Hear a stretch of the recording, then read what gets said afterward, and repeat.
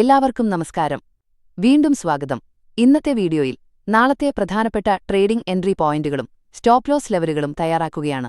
അതായത് 2026 മാർച്ച് 30. ചാർട്ടുകളിലേക്ക് കടക്കുന്നതിനു മുമ്പ് ഈ വീഡിയോ വിദ്യാഭ്യാസ ആവശ്യങ്ങൾക്ക് മാത്രമുള്ളതാണെന്ന് ഓർക്കുക. ഈ വീഡിയോ 22,819.60 ക്ലോസിംഗ് ചെയ്തതിനുശേഷം നിഫ്റ്റി 50 സൂചികയുടെ പ്രധാന സാങ്കേതിക നിലകളിൽ ശ്രദ്ധ കേന്ദ്രീകരിക്കുന്നു.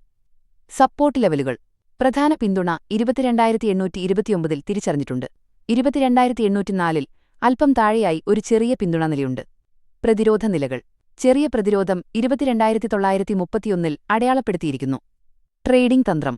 കാളയുടെ ട്രേഡുകൾക്കായി 22,931 ലക്ഷ്യമിട്ട് ചെറിയ സമയ ഫ്രെയിമുകളിൽ മുകളിലേക്കുള്ള വില കാണുക. കരടിയുടെ ട്രേഡിനായി സൂചിക പിന്തുണക്ക് താഴെയെത്തിയാൽ താഴെയുള്ള ലക്ഷ്യം 22,752 ആണ്. ദിവസത്തെ താഴ്ന്ന നിലയും ഉയർന്ന നിലയും കൃത്യമായ സ്റ്റോപ്പ് ലോസായി ഉപയോഗിക്കുക. വിപണി വില ഇവിടെ നിന്ന് ആരംഭിക്കുകയാണെങ്കിൽ ഇതാ നിങ്ങൾക്കിവിടെ കാണാം. കട്ടിയുള്ള നീലവരകൾ പ്രാഥമിക പിന്തുണയും പ്രതിരോധ നിലകളും അടയാളപ്പെടുത്തുന്നു. വിപണി വില ഇവിടെ നിന്ന് ആരംഭിക്കുകയാണെങ്കിൽ ഇത് ശ്രദ്ധിക്കേണ്ട പ്രധാന മേഖലകളാണ്.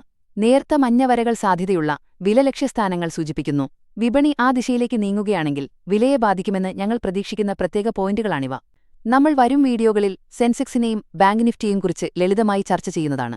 ദിവസേനയുള്ള ട്രേഡ് ടിപ്സുകളും ഇതുപോലെയുള്ള അപ്ഡേറ്റുകളും നേടുന്നതിന് ഇപ്പോൾ തന്നെ ഈ ചാനൽ സബ്സ്ക്രൈബ് ചെയ്യുക. അടുത്ത വീഡിയോയിൽ കാണാം. നന്ദി.